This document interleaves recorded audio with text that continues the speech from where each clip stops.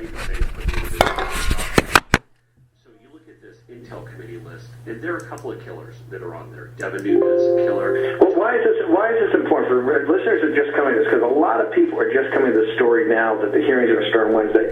Why is the Intel committee important? Why are we singling out these Republican members, these members of the Intel committee that have been there for a while?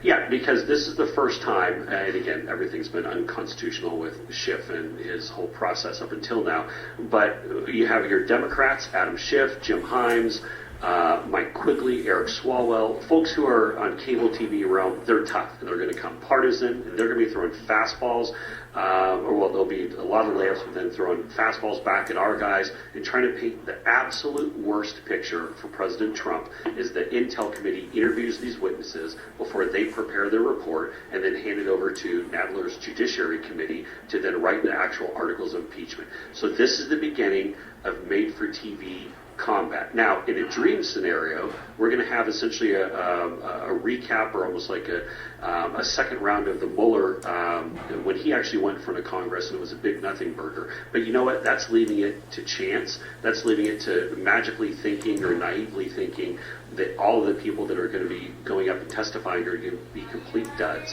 The Democrats can lead them and make President Trump look as bad as possible every day, all day, absolutely trying to chop him to pieces. And so when you look at who from the Republican side is going to be able to go toe-to-toe with Adam Schiff, Jim Himes, all these folks, and cross-examine these witnesses, get their details crossed up, throw the refrigerators on the tracks, figure out exactly where the weaknesses are, so the American public can see for the first time. Right now, as I'm looking at the list of the Intel Committee, we have Devin Nunes, we have John Ratcliffe, and then they've just added Jim Jordan. So we have three on there that we can actually go. How many slots? So it's at 10, and so we're at 30% staffed right now.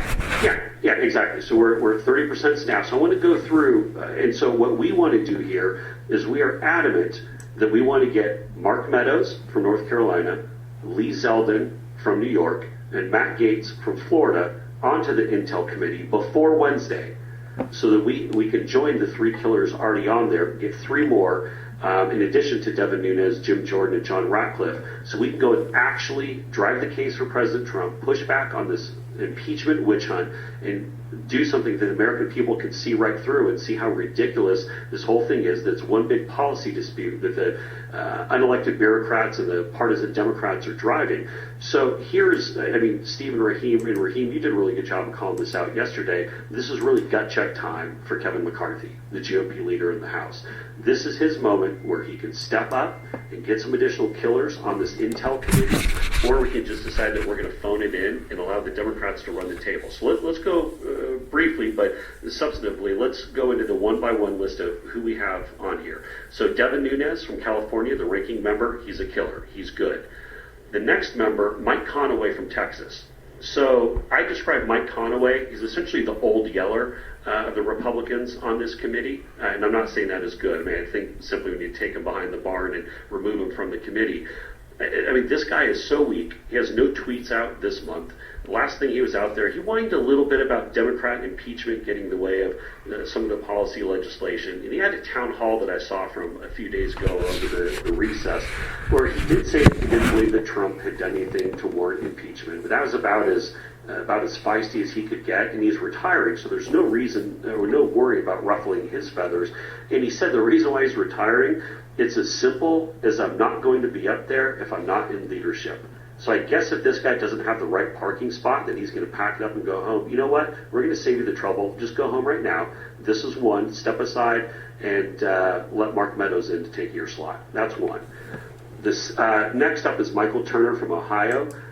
He did tweet a little bit about the Tim Morrison testimony, but not much. I mean, it's to the extent that he said anything on Trump and impeachment, he's talked more about the unfair process from the Democrats. But that doesn't make you a fighter. That makes you okay. I mean, I guess that, I'm not sure what a passing grade is in Congress, but it's pretty uninspiring. So I would remove him. So it's a pretty low bar. Yeah, it's a pretty low bar. It's like, look, being nice and showing up to vote doesn't mean that you need to be on the Select Committee on Intelligence when we're going into impeachment hearings. No, President Trump deserves the absolute killers, and if you're not a killer, then get out. So the next one, actually I was going through, I was going to clown on him a bit. So Congressman Brad Wenstrup from Ohio, I saw one of his recent tweets was talking about like advising people on being safe on Halloween and like not eating too much candy or something like that. And I was inclined to clown on him a bit, but he did go on Harris Faulkner and hammered the process pretty strongly. And he also called on Pelosi and Schiff to both testify as witnesses. So he's good enough, I think, to make the cut. Chris Stewart from Utah is very good. Really good, I should say. I like Chris Stewart. I think he's tough. I also, too, about Chris Stewart, he'll go on CNN and rumble with the libs. So you got to give him credit for that. We've already replaced Rick Crawford. So you think Chris Stewart makes the cut? I think Chris Stewart makes the cut. They've already replaced out Rick Crawford from Arkansas with Jim Jordan, who Jim Jordan is an absolute killer. So that's great. The next up is Elise Stefanik, a congresswoman from upstate New York. Pretty lame. Whines about process, clearly doesn't like President Trump, but is written in Politico, and a number of leadership folks have said she's untouchable. The House leadership likes her style. I don't think she's going to be particularly aggressive in any of the testimony.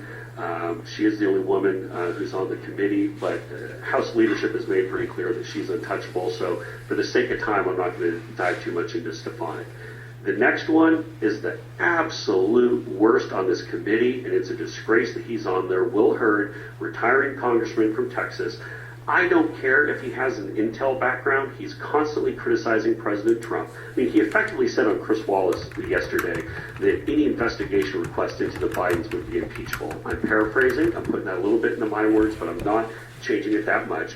Right now, he's up campaigning in New Hampshire for some state senator, so it's stoking some of the 2024 talk. He disagrees. This is all you need to know. He disagrees with a whistleblower being unmasked. He's soft on immigration. He does have a border district, but he does not stand with President Trump on immigration reform. And he's terrible. Why would we have someone who's outwardly hammering President Trump at every opportunity on this committee? We can't count on him to do anything. And then the final member, John Ratcliffe from Texas, he's an absolute killer.